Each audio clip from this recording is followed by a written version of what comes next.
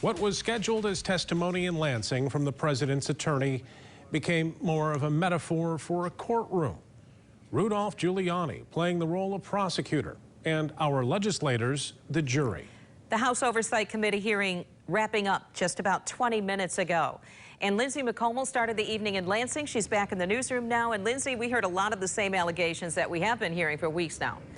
Yes, Sue and Brian, that is exactly right. Now, the hope from Chair and Republican from Marshall, Representative Matt Hall, wanted to hear directly from Giuliani. I spoke to him earlier today, and he said he wants to put him in front of legislators. The calls he's receiving has a lot to do with statements that Giuliani has made in the media about Michigan, and this would be the most direct way to get to the truth. Instead, though, it was only about 50 minutes from Giuliani in a more than 4.5-hour long hearing. The bulk of it was a lot of the same people we heard from yesterday in front of the Senate Oversight Committee, who say they witnessed voter fraud at TCF Center in Detroit. That was the city's absentee voter counting board.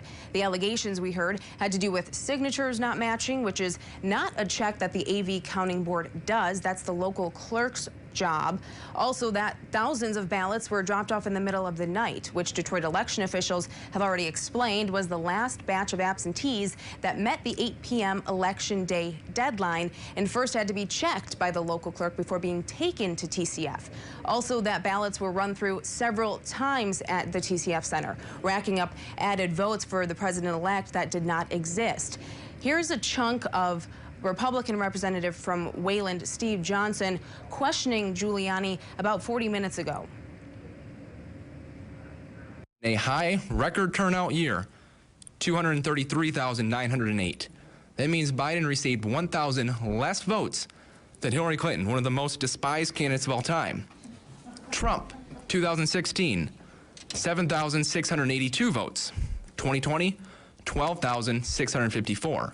A 5,000 vote increase. So, to Mr. Giuliani, my question to you is, looking at all of the issues with Detroit, and there are a lot of them, how can we still justify that there was that mass cheating when still Trump's numbers increased by a net 5% versus the years before? If someone were cheating, would those numbers not go the exact opposite direction? No. He might have increased by 10% if it were a legitimate vote. I mean, he was ahead here. He was ahead here by 300,000 votes, which was a massive surprise. Also, let me go back to why we didn't ask for a recount. Doing a recount of the machines is not going to give us anything but the same false result. What we need is a forensic examination of the machines. Yes! Now, earlier today, the Department of State put out the amount of absentee ballots that were ultimately rejected in the state for the general election. That number is 15,302. Here's the breakdown of why they were rejected. 4,090 were because the voter had moved since submitting the ballot. 3,469 died before Election Day, all the way down that list to 58 not confirming ID and 5 people becoming incarcerated. Now, also of note, several times today, Giuliani said that the legislators have the right to take back control of our electoral votes in the state of Michigan and instead award them to President Trump.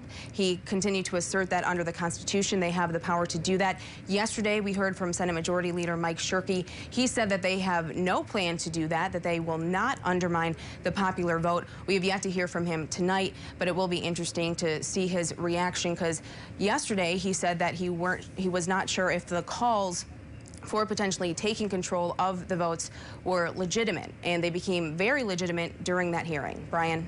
Okay, Lindsay.